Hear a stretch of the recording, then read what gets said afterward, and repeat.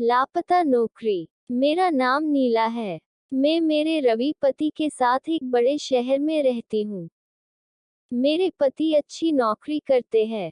नौकरी करते अभी उन्हें 2 साल हुए हैं, हमारी शादी को अभी 1 साल हुए हैं।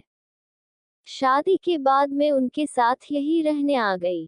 उन्होंने एक अच्छी सोसाइटी में एक किराए का मकान लिया है। पास में कई बड़े बड़े घर हैं। यहाँ रहना एक अलग सी बात लग रही है।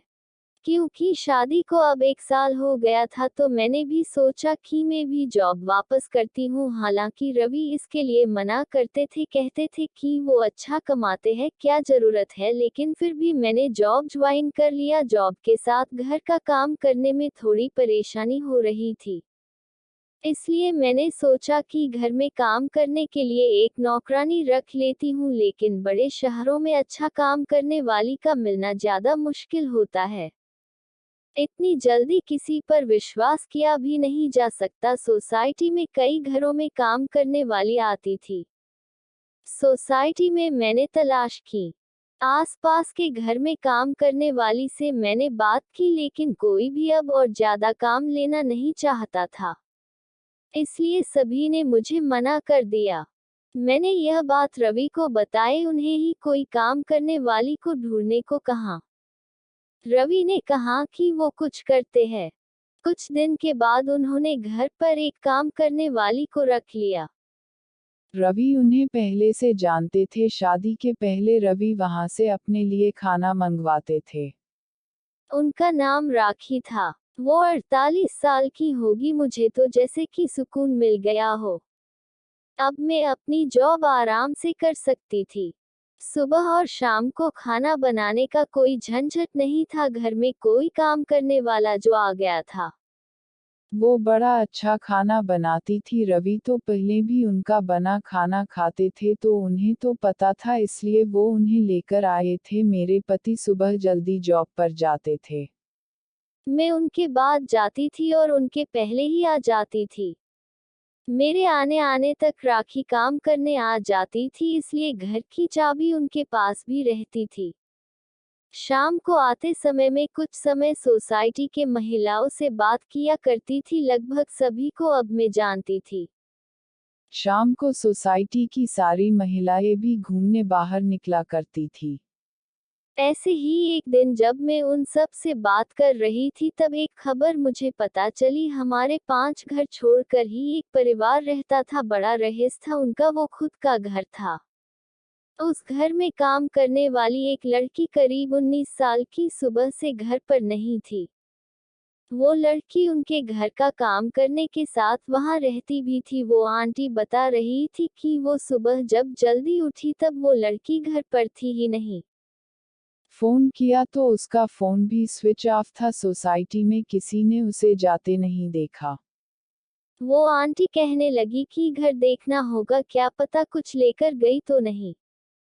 लड़की तो अच्छी थी, लेकिन आजकल कब कोई बदल जाए इसका पता कहाँ चलता है। मैं उस लड़की को मैं भी मिली थी। अच्छी लड़की है, बात तो अच्छे से करती थी। इतना ज्यादा मैं उसे जानती नहीं हूँ। शाम की सारी बातें और घूमने के बाद मैं घर आई। रवि मेरे आने के कुछ घंटों बाद आते थे, लेकिन आज मैंने उनकी गाड़ी घर के बाहर देखी। वो इतना जल्दी आज कैसे आ गए, यही सोचते हुए मैं दरवाजे की ओर जा रही थी। दरवाजा मैंने अपनी चाबी से खोला, लेकिन वो नहीं खुला क्योंकि उसे अंदर से बंद किया था।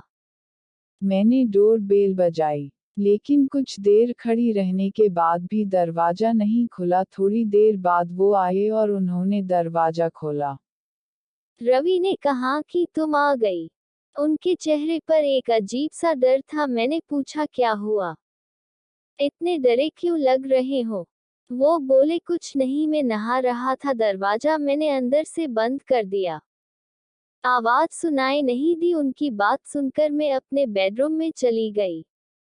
सुबह से घर से बाहर थी तो मुझे बड़ी थकान हो रही थी। बेडरूम का दरवाजा बंद करना मैं भूल गई तो हवा से इधर उधर हो रहा था। जब दरवाजा खुला होता है तो मेरे बेडरूम के मिरर से हमारे हाल का बाथरूम दिखाई देता है। मैं मिरर के आगे खड़ी होकर अपना मेकअप निकाल रही थी कि मुझे वो लड़की मिरर में दिखी। वो भी हमारे हाल के बाथरूम में। रवि भी उस बाथरूम में घुसा जिसमें वो लड़की पहले से ही थी। यह सब मैंने क्या देखा, मुझे यकीन ही नहीं हुआ। इतना देखने के बाद मेरे बेडरूम का दरवाजा बंद हो गया। हवा से मुझे अब बाहर का कुछ दिखाई नहीं दे रहा था। मैं अपना सर पकड़कर अपने बिस्तर पर बैठ गई। मैं सोच रही थी बाहर जाकर देखूं और जो भी मैंने देखा वो सब गलत हो। मैं धीरे धीरे अपना बेडरूम का दरवाजा खोलने के लिए गई। मैंने दरवाजा खोला तो बाथरूम का दरवाजा तो खुला था। रवि और वो लड़की दोनों ही वहां नहीं थे।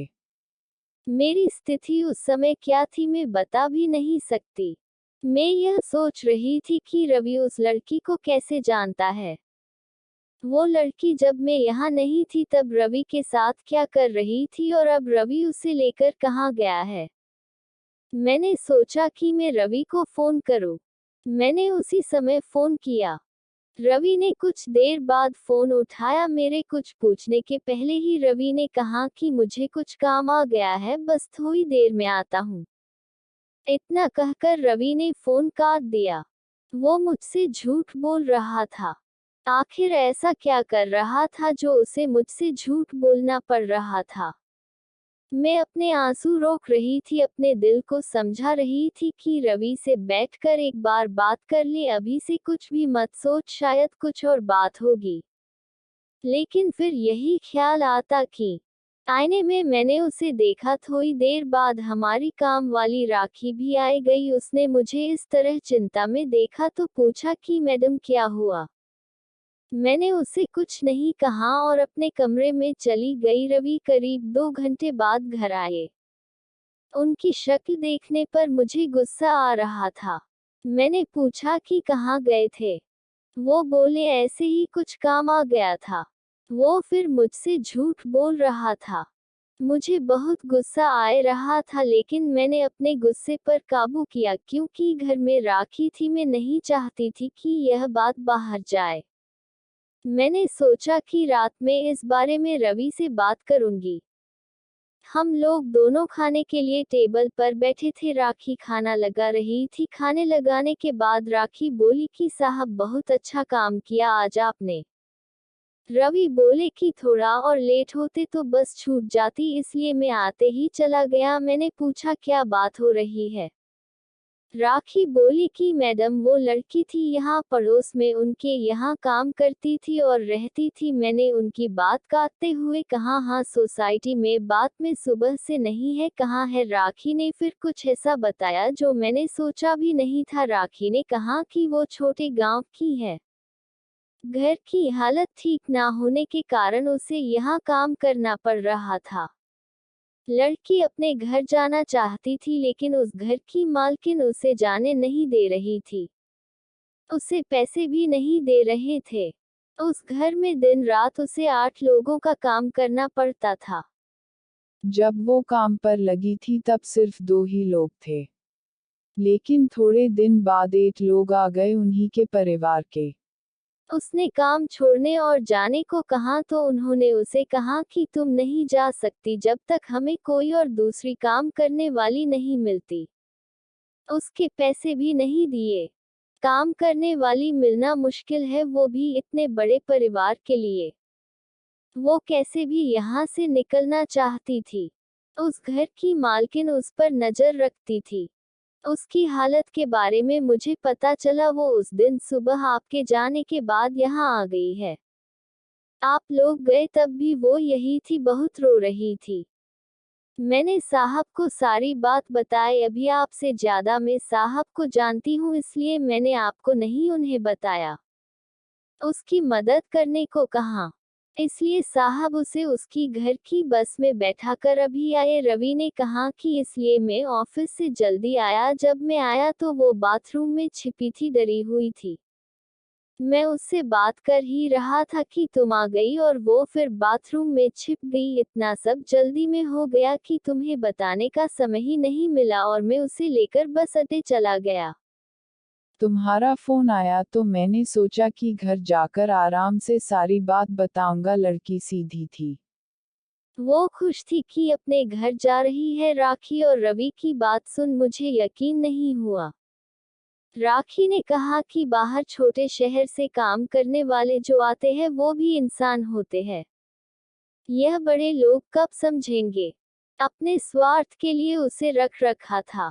उसकी बात सोचने लायक थी। इसी के साथ ही मेरे दिल ने एक तसल्ली भरी सांस भी ली। मैंने मेरे पति को कितना गलत समझा। उसने एक सीधी लड़की की मदद की। मैंने राखी को कहा कि अगर अब कभी भी तुम्हें ऐसा कोई और दिखाई दे तो तुम मुझे भी बेफिक्र होकर कह सकती हो। हम इंसान हैं, सभी अपना जीवन अपने हिसाब से जीने का हक रखते हैं। आपको यह कहानी कैसी लगी कमेंट कर हमें जरूर बताएं। इसी तरह की अच्छी कहानियां आप यहाँ सुन सकते हैं।